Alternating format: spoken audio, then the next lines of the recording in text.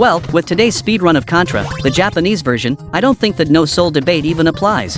Because in this game, enemies just keep respawning infinitely. There's no way to clear them all out, and you don't have to rescue any hostages. You just need to sprint forward as fast as possible and beat the stage. Today's video comes from the gaming platform, and it's actually the current fastest speedrun record on there, 9 minutes, 12.744 seconds. The runner is Bat Prince, Bienfu Gongzi, and he pulled off this insane run in January this year. I don't know if anyone will ever beat it in the future, but honestly, I think it's gonna be tough.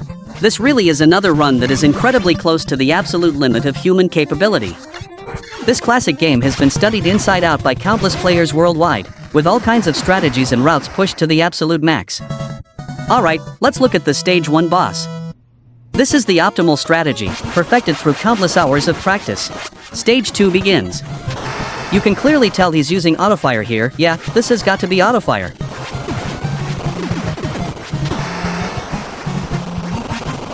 But honestly, in this game, I don't think using autofire makes a massive difference compared to manual tapping.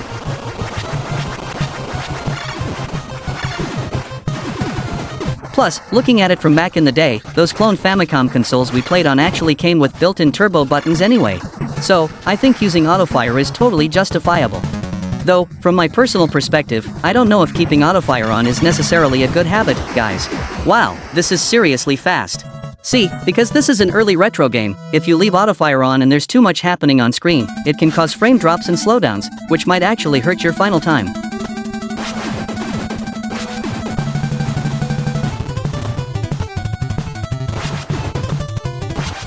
Lately, my nostalgia has been hitting me harder and harder, and I've been really missing these old school games. Like I told you guys before, the very first Famicom game I ever encountered was back in the summer of 1989.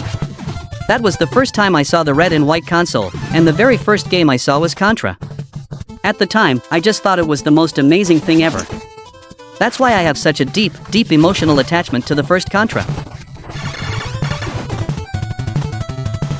Let's see how he handles the second claw. Looks like he's not even bothering with it, just going straight for the head. We're at 3 minutes and 2 seconds, and stage 3 is cleared. I'm sure the vast majority of you guys watching have beaten this game before. None of the games in the Big Four ever disappointed. Whether you're talking about gameplay or the soundtrack, they were all incredible.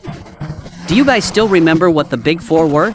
It was Contra, Jackal, Life Force, Salamander, and Green Beret, Russian Attack, and all 4 were Konami games. So, calling these 4 games classics doesn't even do justice to their status in the gaming industry. This is the collective youth, childhood, and happy memories of countless people. Every winter and summer break, you just had to sit down and give these games a serious playthrough. I think back then, everyone built up their skills slowly like that.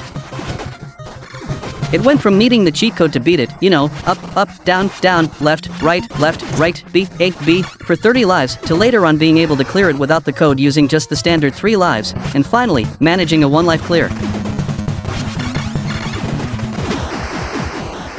My childhood experience was pretty much like that. I first saw the game around 1st or 2nd grade, and I was so excited when I learned about the 30 lives cheat code. Later on, I could gradually beat it with those 30 lives. Then, I could beat it without the code. Finally, during the summer break of 5th grade, I managed to clear it with just the standard 3 lives. But this game is ultimately about muscle memory and memorization.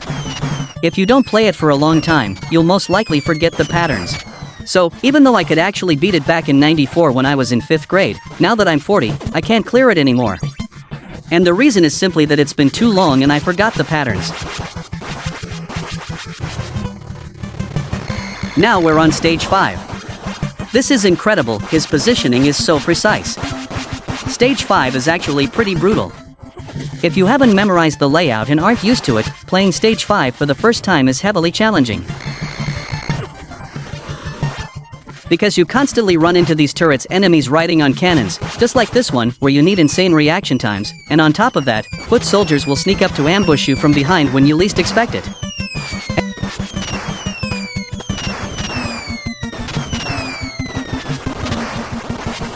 As everyone knows, the original Contra isn't a game where you can just clear the screen. Enemies spawn infinitely, so there's no such thing as a kill everything playstyle. And if you talk about score farming, that's pretty poi. And if you talk about score farming, that's pretty pointless too, because enemies keep coming forever and there's no time limit, so score farming doesn't really exist here. Stage 6. The enemies in Stage 6 aren't particularly difficult, but there are tons of different traps and hazards. Of course, as this classic game has evolved over the years, countless high difficulty hacked versions have popped up.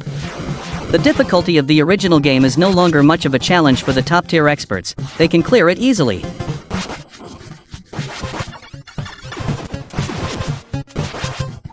I'm sure the guys watching this video today could all beat this old game back in the day.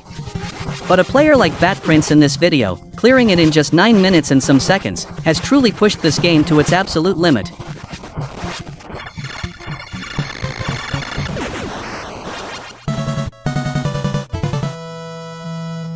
"7 minutes and 15 seconds, Stage 6 is done. The hazards in Stage 7 take the difficulty up yet another notch. Wow, this memorization is just too clean. Impressive, truly impressive."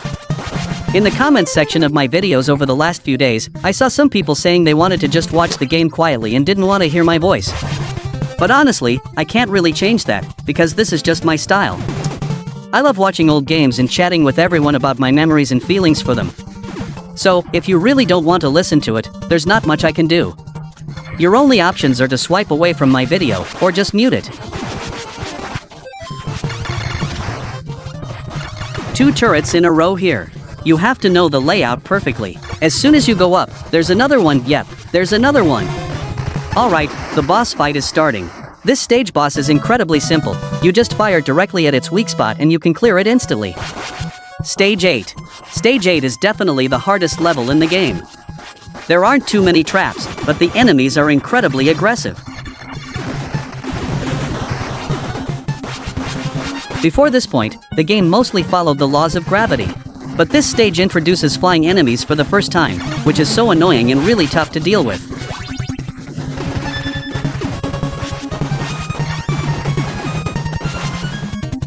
Right now, our runner Bat Prince is still making massive strides forward.